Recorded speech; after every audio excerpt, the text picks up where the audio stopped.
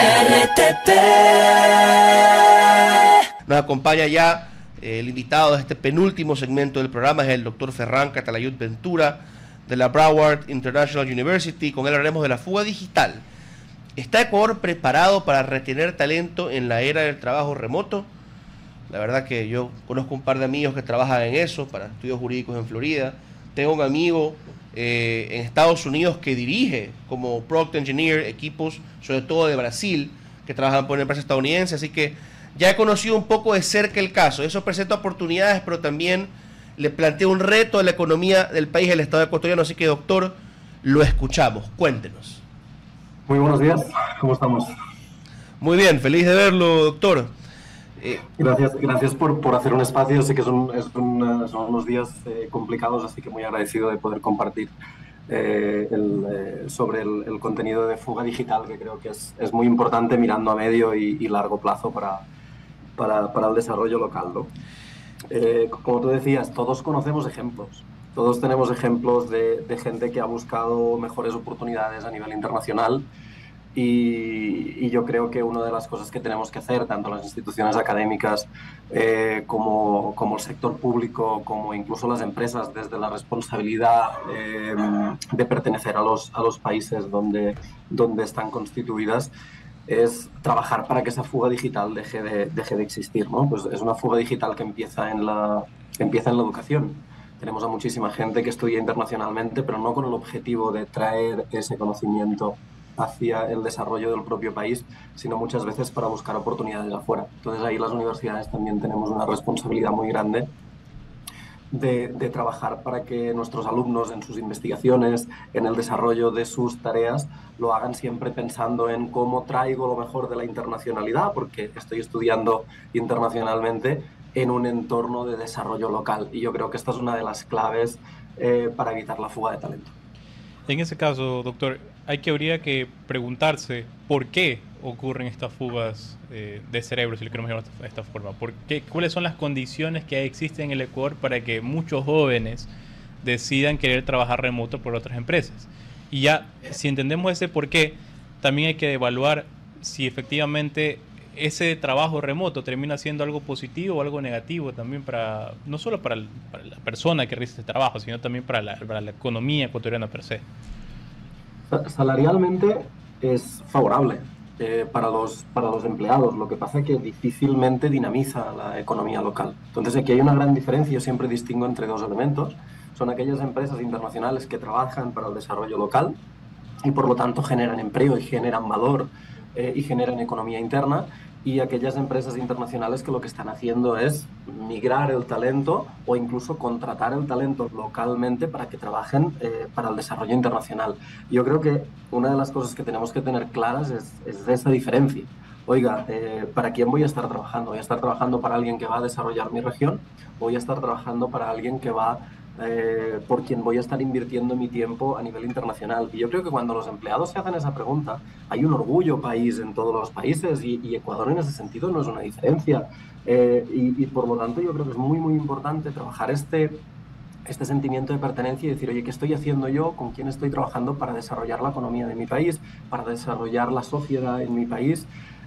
Y arraigar este elemento es muy importante, siempre y cuando esté vinculado a oportunidades salariales o a oportunidades de emprendimiento que se igualen a lo que podemos obtener afuera. Si lo miramos desde el punto de vista estadístico, este crecimiento está creciendo a ratios de más del 50%, y se genera básicamente porque la oportunidad salarial es mucho más grande en internacional y porque las monedas internacionales son más fuertes que las monedas locales en Latinoamérica. Y ahí tenemos a muchos países de Latinoamérica sufriendo con esa realidad.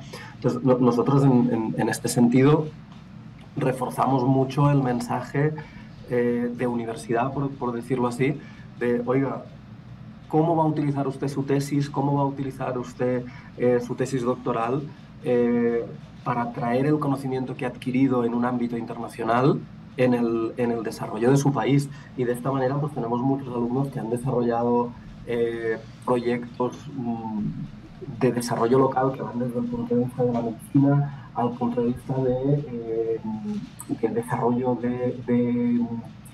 turístico a través del concepto de minería en Perú, ahí, y claro, son gente que estaban buscando inicialmente una oportunidad formativa internacional con el objetivo de generar mayores oportunidades afuera, porque esa es la visión que tenemos. Lo que hay afuera es mejor que lo que tengo en mi país y pasa en muchísimos países. Cuando ven en realidad que utilizando ese conocimiento para desarrollarse localmente, terminan generando negocio, terminan generando vínculos con empresas internacionales, pero para desarrollarse localmente, ven que esas posibilidades son tan internas como externas y que lo que importa es el conocimiento y dónde lo desarrollamos. Pero en tal caso, doctor, el problema no creería yo que está justamente en saber si una persona quiere o no quiere poner su conocimiento de manera local. Creo que podría estarse el deseo ciudadano o individual, mejor dicho, de que cada uno lo queramos de esa forma. El problema está por otros lados, porque Ecuador es un país donde solo 4 de cada 10 personas tienen empleo formal. Contratar en Ecuador es muy caro. No se trata ni siquiera del sueldo que vayas a ganar acá o que vayas a ganar afuera, que sin duda alguna es bastante alto. Contratar formalmente en Ecuador es muy caro. Y segundo, Ecuador también es el líder regional, y regional entiéndase por Sudamérica, en temas de emprendimiento. O sea que ese espíritu emprendedor no es que no exista, el espíritu emprendedor está sobre todo por necesidad, no por una innovación real en general. Pero muchos de esos emprendimientos terminan siempre encontrándose en un contexto país que no permiten, o al menos frenan poco a poco su crecimiento. ¿Cuál es realmente a lo que hay que apuntar? Porque se habla un poco también del tema de universidades, pero insisto, las universidades pueden trabajar bastante con sus estudiantes, pero el estudiante sale, me ha pasado a mí, le ha pasado a mis compañeros, uno sale con maestría. Ecuador tiene un sinnúmero de personas que tienen maestría y no encuentran trabajo, pero no encuentran trabajo porque las condiciones realmente no existen. No creería yo que va a ir de la mano con un trabajo que no se está haciendo apropiadamente desde el ámbito educativo, ni tampoco con un deseo ciudadano per se. Estoy de acuerdo, y es más, reforzar mi mensaje inicial de que es un esfuerzo a 4 ejes. Hay el eje universitario, que tiene que poder desarrollar esa investigación y tiene que poder desarrollar esa formación hacia el desarrollo de la región. Tiene que tener un esfuerzo de las empresas privadas para entender cuál es el aporte que le hacen a su propio país. Tiene que tener un aporte público para facilitar que las empresas internacionales quieran venir a invertir, no para llevarse esos activos afuera, sino para desarrollar el país porque ven la oportunidad. Y por lo tanto, ojalá fuera un problema que requiriera solo de que alguien pusiera voluntad y lo resolviera, sería fantástico. Pero realmente es un problema grave porque requiere un esfuerzo de 4 actores principales, los trabajadores como individuos y la voluntad que tú mencionabas, que yo creo que eso ya existe, es lo que todos quisiéramos. Después hay un factor de que las universidades, las internacionales y las nacionales, faciliten esa transición hacia el desarrollo local, esa mentalidad. Y por otro lado, tanto las empresas privadas como el sector público, que faciliten esas herramientas que tú mencionabas ahora para que el talento se quede. ¿Por qué? Porque si no es mucho, digamos que lo que voy a decir es difícil. Yo soy el primer migrante, yo llevo más de 12 años fuera de mi país y la decisión de migrar en busca de oportunidades nunca es sencilla, pero a veces cuando te sientes ahorcado por las oportunidades internas, como tú muy bien describías, es la solución sencilla. Oye, voy a buscar donde existen las oportunidades y a partir de ahí me voy a poder desarrollar sabiendo que tengo mayores posibilidades de éxito. Lo que tenemos que hacer es replicar esos modelos de éxito, replicar esos modelos de seguridad profesional y de seguridad del emprendimiento para facilitar esa transición. Pero como tú dices, no es sencillo. Doctor, para ir concluyendo, ¿qué debería ser un país? No hay siempre la fórmula exacta ni el modelo exacto, pero ¿qué debería ser un país para incentivar a que la gente aproveche los trabajos remotos, pero también pues hacer cumplir la ley, ¿no? Que tributen, que se ajusten mínimamente a las normas del país. Sobre todo lo laboral va a ser siempre el reto, pero yo creo que no hay que ser tan estricto. ¿Qué ejemplo a lo mejor en Latinoamérica nos puede dar de un país que logra poner las cosas en la balanza de la manera correcta? Me pones una pregunta muy complicada, realmente, porque yo creo que incluso países con alto nivel de desarrollo están enfrentando el problema de la fuga de talento en distintos sectores, ¿no? La diferencia es que hay un problema, en algunos países hay un problema global de fuga de talento y en otros países hay problemas sectoriales de fuga de talento, pero un entorno absolutamente globalizado nos ha llevado a esto. Es decir, hoy en día ya no importa dónde esté el talento. Las compañías, las instituciones buscan el mejor talento ahí donde esté. Y esa es una realidad que a veces nos cuesta aceptar. Y en el ámbito académico, en el ámbito profesional, tomamos por lo general medidas proteccionistas para evitar que esto pase, ¿no? Nosotros somos muy enfocados al desarrollo de la inteligencia artificial en el ámbito empresarial y en la educación, por ejemplo, y una de las limitantes que nos encontramos es que muchos de nuestros colegas del sector universitario, la primera reacción ha sido prohibirlo. Y la primera reacción ha sido, no, los alumnos no pueden utilizar la inteligencia artificial porque es un shortcut, es un atajo. Y entonces la medida es prohibir, la medida es protegerse. Entonces yo creo que aquí, y hago este recorrido para caer en lo mismo, aquí muchas veces lo que tomamos son medidas de protección para que esto no pase. Pero una buena práctica es entender por qué está pasando, en qué sectores está pasando más y cuáles son las condiciones que yo estoy poniendo como país o como institución para que esto siga sucediendo. Porque si no, lo que hacemos es el principio de la prohibición, el principio de, oye, vamos a regular para que esto no pase. Pero realmente esto lo único que hace es evitar el problema, pero no soluciona el problema.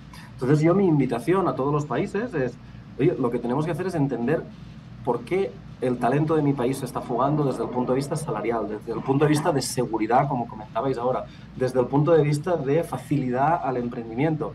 Atacar el problema más grande, realmente resolver ese problema y a partir de ahí regular y controlar, pero no al revés. Porque entonces lo que estamos haciendo es tapar el problema en lugar de enfrentarnos a ello.